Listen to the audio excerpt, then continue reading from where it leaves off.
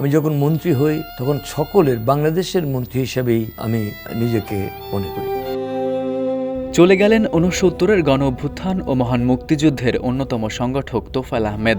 সোমবার বেলা ৩:৩০টায় রাজধানীর স্কয়ার হাসপাতালে চিকিৎসাধীন অবস্থায় শেষ নিঃশ্বাস ত্যাগ করেন প্রবীণ এই আওয়ামী লীগ নেতা।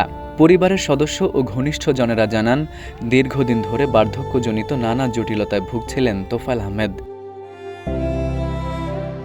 হাসপাতাল কর্তৃপক্ষ জানায়, গত ২৪ সেপ্টেম্বর তোফায়েল আহমেদ নিউমোনিয়াজনিত শ্বাসকষ্ট, হৃদরোগ ও শারীরিক দুর্বলতা নিয়ে হাসপাতালে ভর্তি হন। তোফায়েল আহমেদ ১৯৪৩ সালের ২২ অক্টোবর ভোলা সদর উপজেলার দক্ষিণ দিঘলদি ইউনিয়নের কোড়ালিয়া গ্রামে জন্মগ্রহণ করেন। ১৯৬৭ থেকে ১৯৬৯ সাল পর্যন্ত তিনি ঢাকা বিশ্ববিদ্যালয় কেন্দ্রীয় ছাত্র সংসদ ডাকসুর ভিপি ছিলেন। ৬৯-এর গণ অভ্যুত্থানে নেতৃস্থানীয় ভূমিকা রেখে দেশজুড়ে পরিচিতি পান বর্ষিয়ান এই নেতা। আওয়ামী লীগের উপদেষ্টা মণ্ডলীর সদস্য তোফায়েল আহমেদ ১৯৭০ সালের নির্বাচনে মাত্র ২৭ বছর বয়সে পাকিস্তান জাতীয় পরিষদের সদস্য নির্বাচিত হন।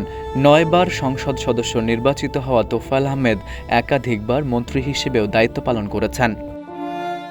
FU Ahmed, Ittefaq news.